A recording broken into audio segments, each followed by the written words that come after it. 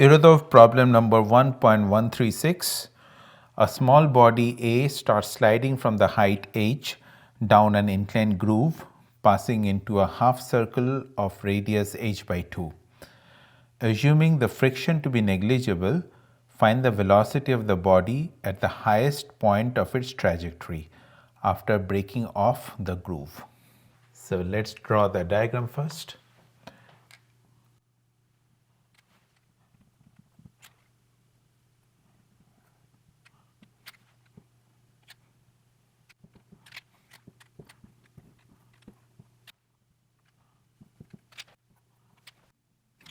Okay, so this body starts sliding, and then it will go up this incline, and somewhere here it will lose contact with the groove. Okay, you can say this is the point where M leaves the groove.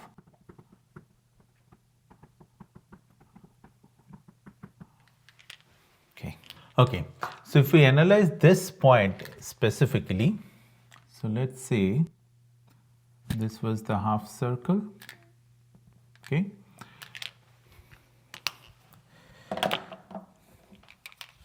And just looking at this point where the mass leaves the groove, we have mg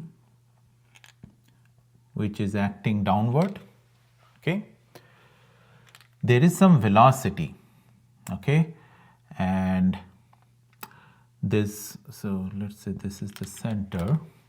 So there is, if I join this, okay, so this mg will have two components, one along the radial direction and another along this direction, okay.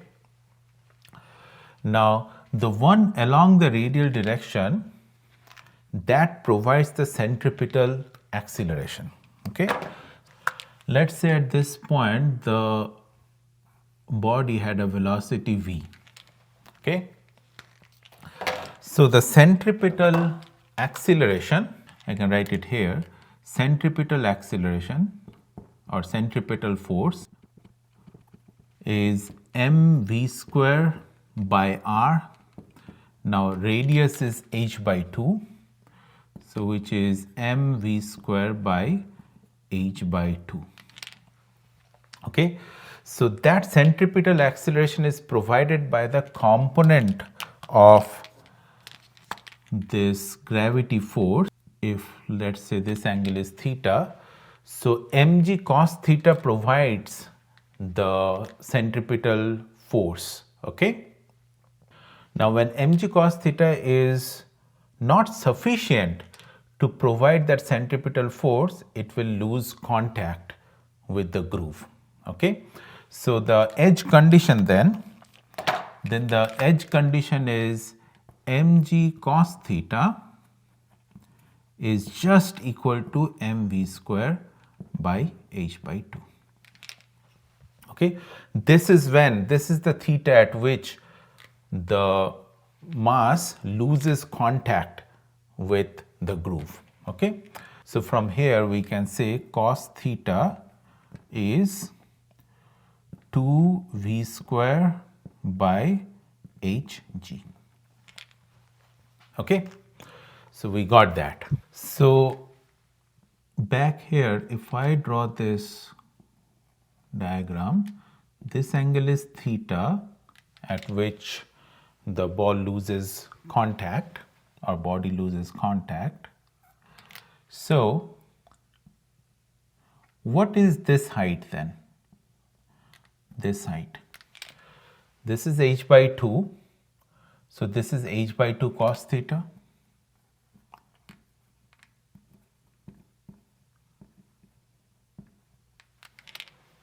Okay. So this is h by 2 times cos theta, okay, not cos theta is not in the denominator. Okay. So now between this point, let's say this point is A and this point is B. So between point A and point B, we can apply conservation of mechanical energy.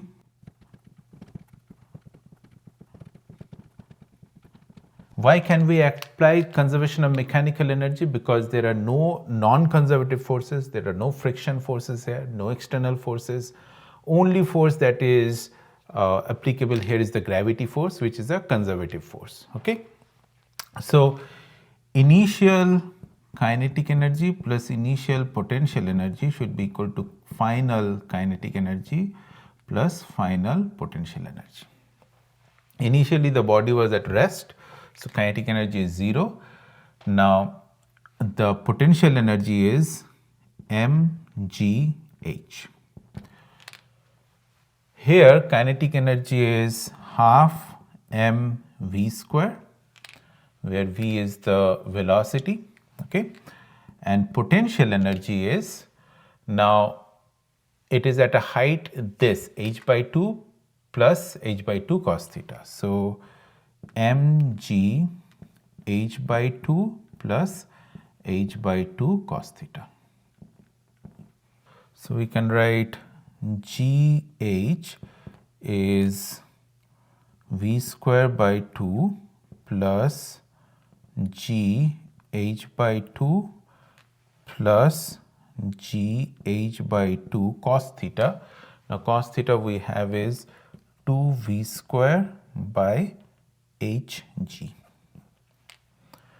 gh by 2, gh by 2, so this becomes gh by 2 equals v square by 2 plus gh 2 v square, or 3 by 2 v square. Okay.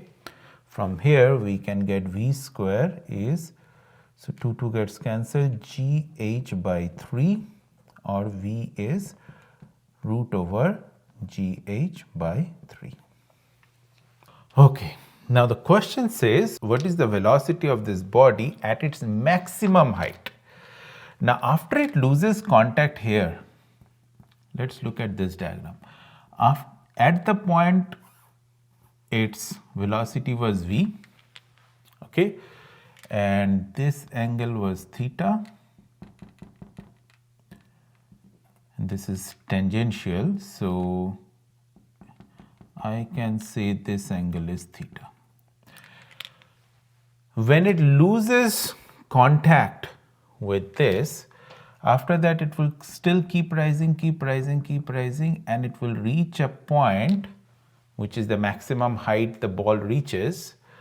But see here, v sine theta,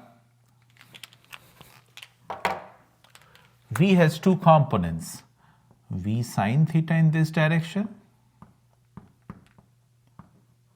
and v cos theta in this direction. V sine theta will keep on decreasing up until it reaches the highest point, but there is no effect of v cos theta, it will remain same, because there is no acceleration in the horizontal direction, there is acceleration due to gravity in the vertical direction, so it reduces the v sine theta component, but v cos theta remains same. So velocity at maximum height of trajectory is nothing but v cos theta. So this is v cos theta. So cos theta we already have is 2v square by gh. So it becomes 2v cube by gh. Okay. And we have the value of v here. So v cube, or let's say we write 2v square v. So v square is gh by 3 and v is root gh by 3. This gets cancelled. So 2 by 3 root gh by 3. The velocity at the maximum height of trajectory is 2 by 3 root gh by 3. It was a nice problem. I enjoyed solving it. Hope you liked it too.